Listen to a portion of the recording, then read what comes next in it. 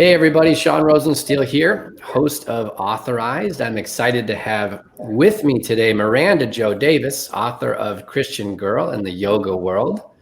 Welcome to the show today, Miranda Jo. Thank you, Sean. I'm so excited to be here and have a chat with you. Yeah, me too. So we're both down here in Texas. Yes, we are. Howdy, everybody. How y'all Howdy, doing? y'all. I tried to say y'all a few weeks ago. I just moved here from Chicago, as you know. Totally didn't work, so I'm not going to go there again, but I botched it up. I paused halfway through. I'm like, hey, you all, and people totally saw right through it. So, it's a practice. It's like you're learning Spanish or something, you're learning Texan. So, it's a lot different. Yeah, I've got a ways to go. But anyways, well, thanks for being on the show with us here today. Thank you for having me. I'm happy to be here. Yeah, so I'm so interested in this book, Christian Girl in the Yoga World. So tell us how this came to be. Oh gosh, well, it's a long story. How long do we have? But I'll keep it really brief. This story came to be over my 20 years as an expert in the industry, as a yoga master trainer. I came into practicing yoga into Christianity at the same time when I was in my early 20s, and loved both of them, fell in love with Jesus and fell in love with yoga. My background's in dance, and so it was just a natural form of movement for me. And I knew right off the bat, I'm going to go all the way with this. And so here I was a few years later, and I was making my way up the ranks in the yoga world, and was assigned to become an international trainer not too long after that, and took my levels of certification to the highest that you can do, which was so exciting. I lived a wonderful jet set life, got to travel to many countries, went around the world, met interesting people.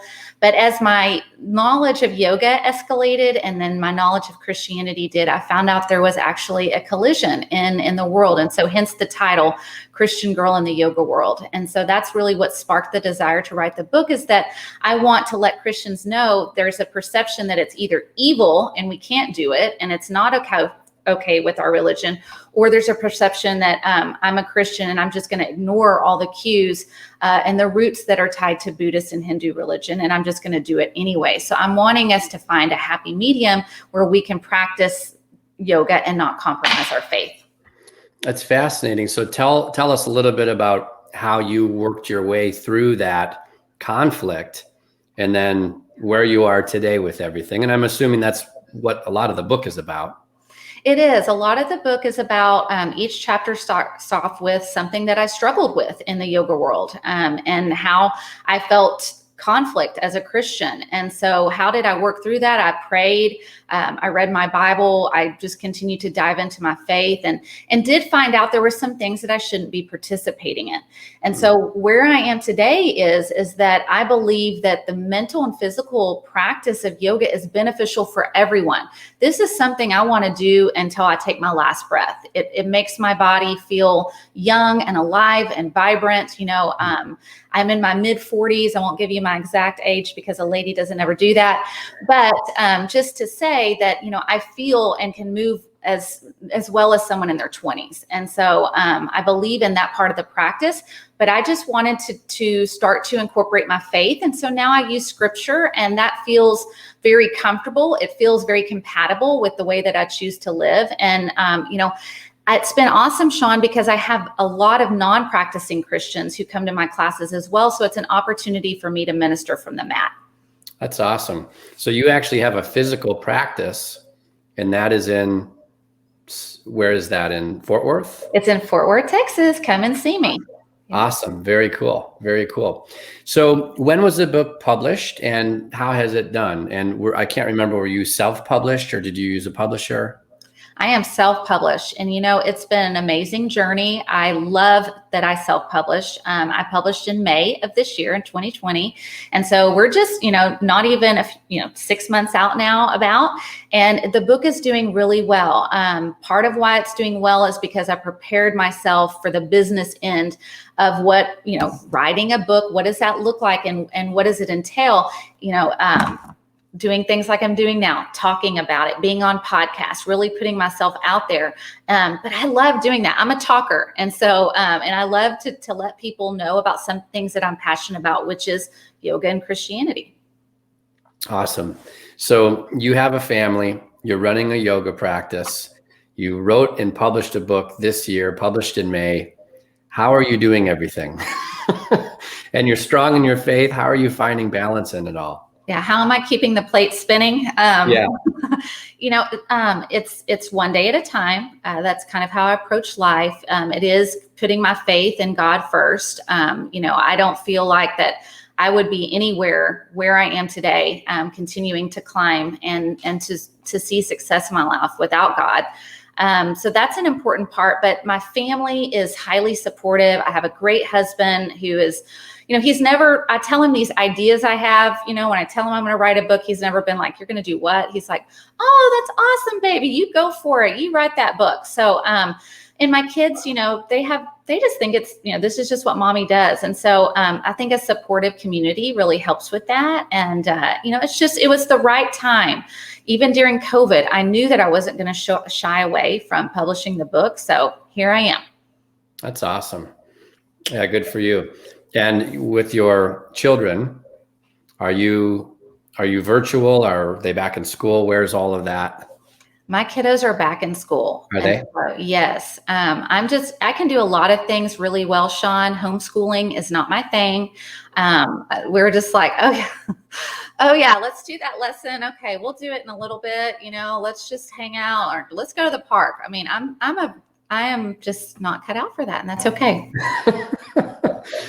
So you mentioned, I think you actually mentioned in a previous chat that we had a TV appearance or two, and I know that you're doing a lot of podcasts. So can you share with us some of the things you're doing to get visibility and exposure to the book? Absolutely. Over the years, I have developed, I think it's really important to develop relationships with people who, are in different industries. And so I have developed a relationship with the local broadcasting community here. Good Morning Texas, GMT, Channel 8, Paige McCoy Smith. If you're out there, hello, honey. So yes, she has interviewed me several times over the years, and I had a lot of ideas around COVID. Some of them like, how to break the monotony of the everyday by doing yoga with your kids. And so my kids and I were on TV and we did, a lot of different poses and breath work and just making it playful and fun so that, when we were quarantined, it didn't seem like, it was all day, every day that's monotony. Yoga can be fun too. Cool. So can you explain to someone like me who doesn't have, I've done yoga a handful of times, dabbled is probably not even accurate, less than dabbled, but it is something I would love to get into. A lot of the mentors I have in my life, do yoga daily. I got into meditation a few years ago, and that has served me very well. So eventually I would like to have a regular yoga practice. Can you share with someone like me, who's a very, like a novice, some of the benefits, some of the physical, mental, emotional benefits of yoga? Oh, I love people like you, Sean. Oh, you're my favorite. So what it is it's just a practice. And like genres of music, there's many different styles of yoga. Mm-hmm. And so I encourage people to, maybe they think, I want to lose weight. I'm going to go to this hot yoga. Or I'm going to go to power yoga. And then they go and they're like, I hated that. That was not for me. Well, just try a different style. You can try gentle yoga, yin yoga, restorative yoga, power yoga, yoga that's just at your gym, that's more of a workout style. So I just encourage people to kind of know what they may already be called to do. Are you wanting yoga for healing? Are you wanting yoga to maybe sleep better? And then look specifically for that and go and give the studio a try, give the instructor a try. And again, it's kind of like, you're dating this person. You're going to check them out and see how you mesh personality wise. It's such a big facet of our world today. The yoga, 36 million people are practicing yoga today. So they're obviously looking for something. Just keep looking and finding the practice and the person that aligns with you. Yeah. And I think what you said is so important, and I would call that the relevancy factor. But for me, so a lot of people ask me about meditation, and there's 7 different primary paths you can take, and there's all sorts of different styles and disciplines of it. It's like, I don't know, what is it that you're looking for? Mm-hmm. So I like what you just said about connecting your yoga practice to what you're looking for in your life, what's relevant for you, mm-hmm. and based on if you're looking to improve this area of your life, that area of your life, there's maybe different paths that make more sense to try out. Yes, exactly. Just give it a try. Keep an open mind, and you will find the path that's right for you. I believe that if every person could practice yoga for the mental and the physical benefits, we would, as a society, as a whole, we would be in such better shape mentally and physically. Yeah. I don't doubt that. I feel the same way about meditation, and they're very closely related, at least in my limited view. Absolutely. Yoga is moving meditation. And, the first time I was exposed to anything meditative was at my first yoga class, when I discovered that I had a very real problem with slowing down the thoughts in my mind. But because I was type A, back then I was a dancer. And so I was like, I'm going to get this stuff. I'm going back to that yoga class. I'm going to lay on that mat and be still. And so it didn't work out very well for me.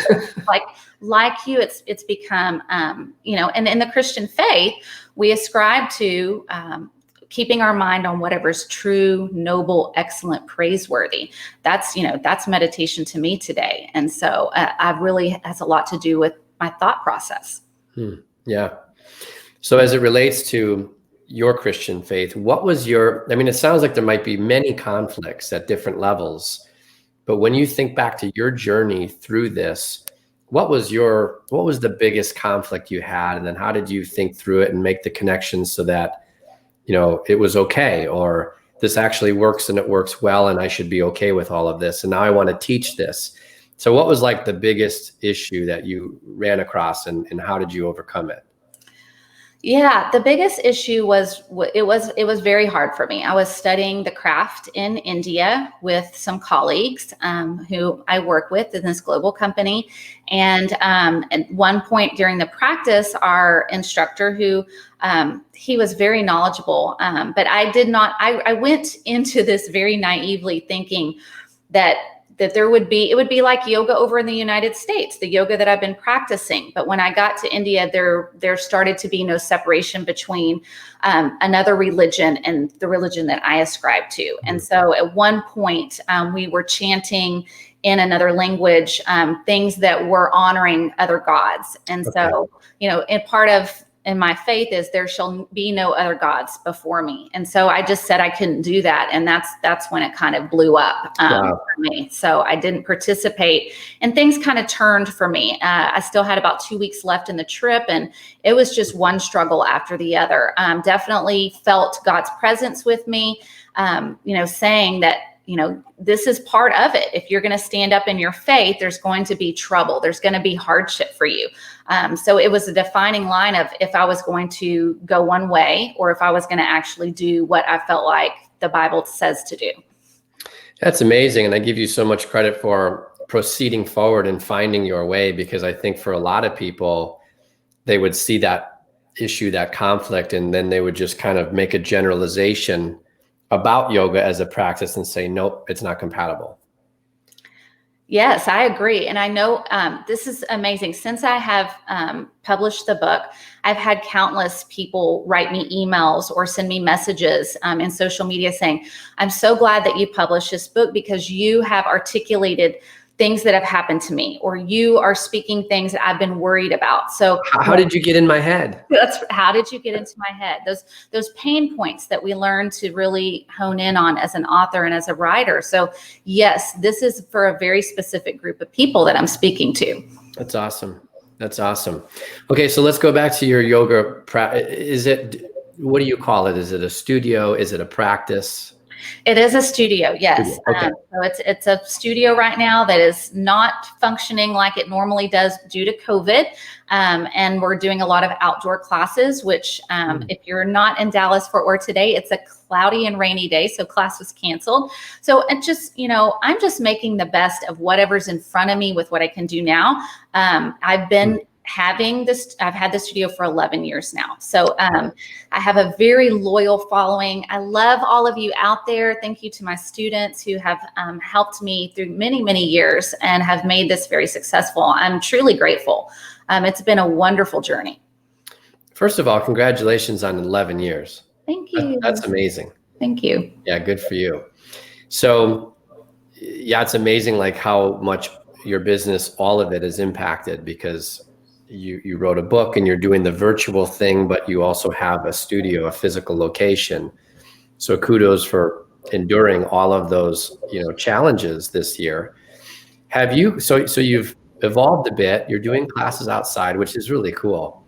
It's like Bikram style, and you don't even need to turn the heat up. Yes. Here in Texas, we have a natural heater, which is the sun, and we can really do hot yoga. That I can attest. Yeah. And if you can really get into it, you can just ignore the mosquitoes and pretend like they're not even there, right? I use all organic pest control to help take care of the mosquitoes. So that's one of my selling points. So we are all about that in my family. So we moved from Chicago a few months ago, and I swear, Miranda Jo, tried every single organic bug spray on the planet. Like the last thing, going to DEET was like the last thing we want to do. We have 3 kids, 6, 4, and 2. It was just not an option until we got bit incessantly for over 2 months. We're like, all right, get the DEET, slap the DEET in them, just slap it on. So we're now at like 15% DEET. That seems to be a little more effective.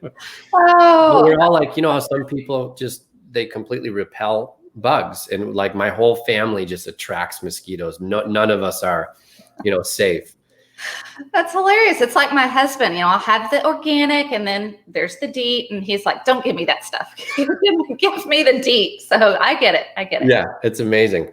So I'm curious, because we are evolving our business models by necessity right now. So you've gone from inside to outside. Have you ever considered doing like a virtual type of a platform? Yes, I am doing classes virtually right now. You can find me on YouTube for those at Miranda Jo Davis. And so you can get some free classes there. I'm also just doing Zoom with my regular students. But yes, it definitely is. That's been a whole learning curve. I'm telling you, I have never learned so much in this short amount of time, technology-wise, which is a good thing. But having to adapt my business, yes, it's been essential. That's amazing. So how do the virtual classes work? Do you still do a monthly and then you're allowed a certain amount of classes per week or per month? I mean, what does that look like from the business model perspective? Yeah, from the business model, the way I've always set up my classes is by a semester. And so, I want people, I'm about commitment. I'm old school. We're not going to come take a couple of classes and then not show up for a few weeks. You're going to be in if you're coming in. So I do it by the semester, and they just pay me, and that's how it works there. So COVID has been little shorter sessions, just because I'm still adapting. I'm not sure when I'm going to open the doors to the studio yet. Just basically because it's not a huge space. And so, safe distancing, wearing masks, having all the equipment, all the things that go with that we're supposed to do to keep everybody safe. I'm just not there yet. Now, has the state mandated that a studio like yours close, or is that more your personal preference? This is my personal preference. Yes. Good for you. Yeah. Good for you. Interesting. So when you say a semester in your business, is that 6 months? Is it a quarter? What is a semester? That would be same as a college semester. So it would be, seasonally. I do a fall, I do a spring, I do a winter, I do a summer semester. Got it. Mm-hmm. Got it. So roughly every 90 days or so. Yes. Yeah. Cool. So the last time we caught up briefly before, I think this was last week as we were preparing for this conversation, I had mentioned how my kids were getting into yoga.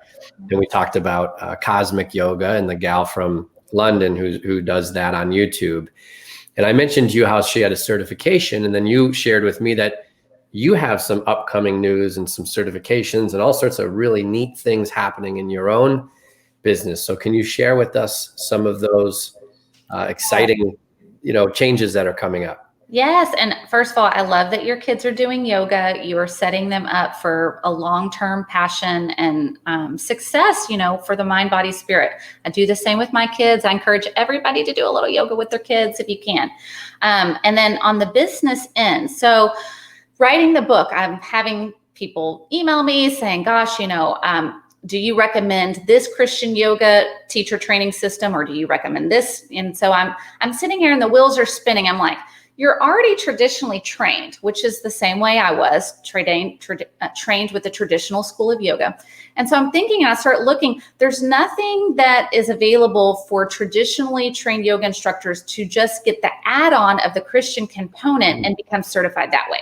So I am launching Perfect Fit Christian Yoga Teacher Training. This will be, it'll be about a 12-week intensive, one-on-one coaching, group coaching, going through 7 modules, one every day of the week, basically certifying you at the end in my Christian style yoga, or God's Christian style of yoga, and what that would mean to be a certified teacher. And so it is just the perfect timing to do that. I feel like all the doors are opening. It's been so easy to write, and I'm ready to share it with people.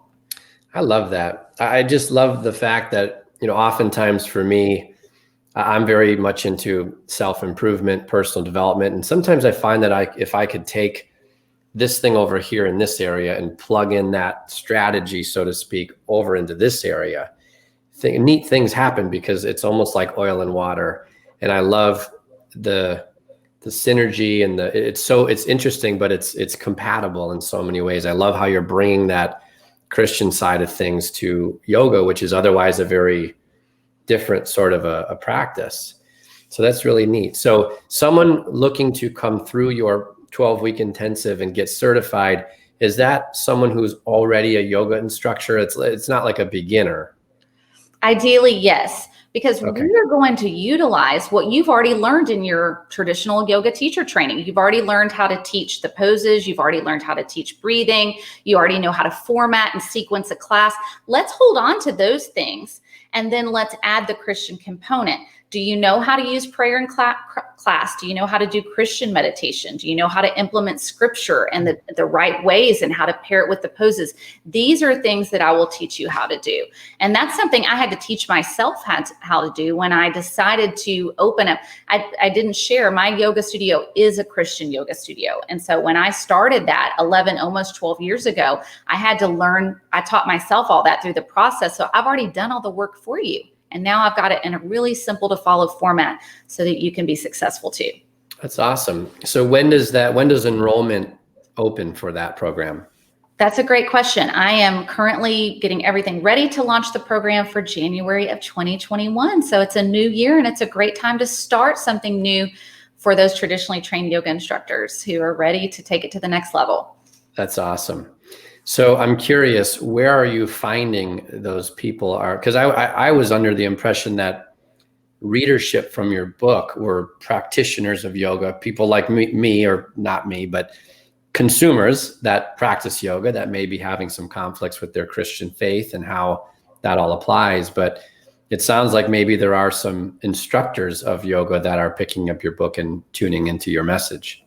Yes, and I was surprised that it's been quite a few instructors who are picking it up and reading it. So I'm finding them on Instagram. I'm on Instagram at Miranda Jo Davis. I'm finding them on Facebook. I just decided to start my own yoga community on Facebook. It's called the Christian Yoga Community, and that's just started about a month ago, and we are having a very lively and engaging group, a lot of instructors again. So some of these instructors are already certified in a Christian style of teaching, and then other ones are like me, and they're just, or were like how I used to teach. And so they're just seeking, they're trying to figure out which avenues to take. And so that's where I'm coming in. I can help you at the crossroads and put you on the right path. Very cool. So you've been doing this for a long time. You've traveled to some, pretty incredible locations, it sounds like. Where did your background or certification, do you have a certain style that you practice in your studio that you teach from? I do love the style that I was trained in. It is a fitness style of yoga. It's a hatha, which hatha just means all forms or all physical practices of yoga. And it's a vinyasa, which means that the poses flow together. And I always have loved that because of my dance background. When I started taking those style of classes, I was like, this is like a very beautifully choreographed routine. And so I do bring that very creative element into my practice. I would say my classes are not run of the mill or cookie cutter from maybe a certain style of yoga does, but it's actually very creative, and there's a lot of freedom to play. That's so cool. So yeah, I love how, as authors, if you're being coached or you're learning from somebody or you're being trained on how to write and market a book, so many, let's call them experts, say you have to identify your avatar or your ideal reader. Yours to me is so clear, which is such a blessing, right? Like it's so black and white. I love that. Was it always that way? I mean, did you always kind of know that you had that target in mind based on your own personal experience? Oh my goodness, no. I mean, when I felt like I was being called to write a book, I mean, I was terrified. I had already started writing, doing the blogging thing, and I had joined some writing communities. But I'll just tell you the truth. Writing a book, I was like, no way, this is crazy, especially what I felt like God was putting on my heart to write about. These very personal stories that I've had over the years in yoga, which I obviously I'm very passionate about yoga, but telling those stories, I hadn't told those to anyone. And so, but as I did what I felt like I was supposed to do, I call it being spiritually obedient. I think that writing a book is a discipline. I think that, waking up at 4 a.m. and writing till 7 every day was transformative to me. And I did that. I did it just like I was supposed to. And I found, and little by little, mentors started to come saying, this is how you do it. Check out this program. Do you want to self-publish? I had no idea. I felt lost. But now it's like you said, it's crystal clear. And so I'm so glad that I'm so glad I didn't ignore the calling to write the book, because it's been an amazing journey. I love it. That's awesome. It's awesome. So how long did that journey take? I know it published in May, but when did you actually start the writing process? I started probably 14 months before. Wow. Okay. And did you go through like did you go through like an outline process, or did you just literally start with a blank cursor and go? Let me tell you something really cool. There was this girl that I met over 20 years ago. I told you at that time I was becoming a Christian, and everything about Christianity, I'm just going to say, I thought it was kind of weird. I didn't know. I was very skeptical about the Christian faith. I grew up in a home that, we had no religion. I mean, if you were smart enough, strong enough, you could do whatever you wanted to do. And I just, around my 20s, I just was seeking something. So when I found this first group of people that were Christians, there was a writer in the group. And God reminded me of that when I was struggling to write the book. He was like, reach out to her. She lives down on the coast of Texas. Reached out to her and she said, I want you to think of each chapter like a blog. So you're going to make an outline of what you think each chapter is going to be, and then write it like you would write a blog and have a very specific format. So for me, it was tell a story, identify those pain points, and then come into a scriptural and biblical solution, and then have people to apply it to their life. And I did that chapter after chapter, and it worked. Cool. Yeah. Cool. So you outlined it, planned it like that. I love that, having structure for each chapter. Just breaking it down and having a format to follow is obviously so helpful. And I like comparing it to a blog. That makes it less pressure. For sure. Right? So, and you didn't have those blogs written before, right? Yeah. So that was just the way you were looking at it. So did you work with an editor? I did. I had wonderful editors from huge publishing houses, Christian publishing houses. Again, I just feel so blessed to have so many connections. But another connection, there was a editor in my son's class who was connected to the whole editing world. And I had Max Lucado, someone who edits for huge authors, edited my book. And when I found, I didn't even know it was a big editor. After I found, I'm like, oh my goodness, this person read my book. It was just so intimidating, but she made it. She shaped it up and she made it, I get the feedback a lot that it was really well written. And I want to thank my editors. I had 3 of them for that. Awesome. Yeah. Awesome. Very cool. Well, I have a funny suspicion, not too distant into the future, someone's going to say, this editor worked with Miranda Jo Davis. Oh my God. Oh, okay. I was on that, but we'll see. So it went through editing, and then you self-published. So did you self-publish through like an Amazon sort of a thing? Did you go wider than that? What does that look like? Yes. So I use Amazon, and I have published through Ingram Spark as well. I've just, this is the part now where I'm feeling kind of a little bit lost. I'm just going to be honest, is the aftermath. I use Self-Publishing School with Chandler Bolt, had a writing coach, which I do really well with coaches. If you're out there and you're looking to write a book, or you're needing some business on the back end of your book, I think coaches are awesome. So yes, that was very helpful. Now I'm just kind of in that place where I'm trying to figure out, what do you do now? Yeah, as far as marketing it, continuing to sustain the message of it all. Exactly. So are you thinking, so you've got this book, which could potentially be for just the person who practices yoga or the instructor. Those are kind of two audience potentials. Yeah. Now you've got this new certification that you're rolling out. So are you looking to bridge the gap in any way between the book and the certification program? Absolutely. Yes. So I definitely think that the book would be an important part of the certification program. And I'm actually in process of writing a second book. At the end of this book, I felt like always, which is, I heard from my writing coach, is kind of strange that this is going to be a nonfiction series. And he said that's kind of a new thing that's up and coming, is to do a series in nonfiction. So Christian Girl in the Yoga World, this is just the first of series 1. And then I'm writing right now is how to practice yoga and not compromise your faith. So it's awesome. The how-to. Yeah. Awesome. Yeah, because I think this first book is a very nice, strong foundation, I would imagine.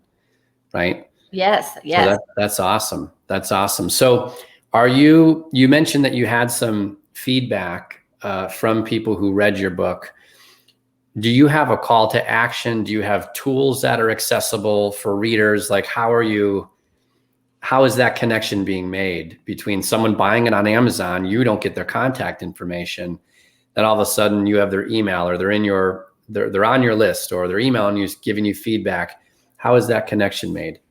Yes. So I'm surprised when I go to my constant contact and there's new subscribers. So I'm like, okay, so I do have a lead magnet in my book, and it's from the new book that I'm writing, How to Practice Yoga and Not Compromise Your Faith. So it's a couple of excerpts from that book that if you go and sign up for my email list at mirandajodavis.com, then you would be receiving that as well. And so that's how I'm kind of starting to get to know everyone. And then I will be, I really need, I feel like with the emails and things like that, just getting a little stronger with my emails. I think we had this conversation, Sean, like, I don't want to bother people with my emails. And so if that's part of the business, then I need to definitely strengthen it. It's hard because it's kind of like sales. Like, yeah. I don't like sales in general, but that's just because I've had some really bad experiences of being the prospect on a very hungry, pushy salesperson, right? Mm-hmm. I think we've all been on the receiving end of some of these very aggressive email marketing campaigns where it's like every 5 minutes we're just getting hit. So I think you have to kind of find your sweet spot and do what you're comfortable with. I've learned lately that there are people, and I'm guilty of this, but there are certain people who will only take action based on urgency and scarcity. It's like, as much as you want to just say, hey, it's here if you want it, and not bother again, you kind of have to say, look, there's a deadline. This won't be available, or this won't include these bonuses, or however you craft the offer or the program. That helps for certain people because many of us buy on emotion. Usually those are the people that are like right up front. Some of us buy on logic, which might happen a few days later. Then there's those people who take action on the urgency and scarcity. And that's like 11th hour, there's 1 minute left. That's me. Yeah, I can be that way too. Right now, I've got to get that. Well, I give you so much credit for evolving, and you're pivoting so quickly due to the COVID, and you're making everything happen and work. And in the process, just like I think so many parents and so many teachers and really so many businesses, you're learning all this new, hairy, scary technology, even though you don't want to. So I give you a lot of credit for that. That's incredible. Thank you. I have had have learned more in the last 6 months than I've learned since college, I would say, or maybe my yoga teacher training.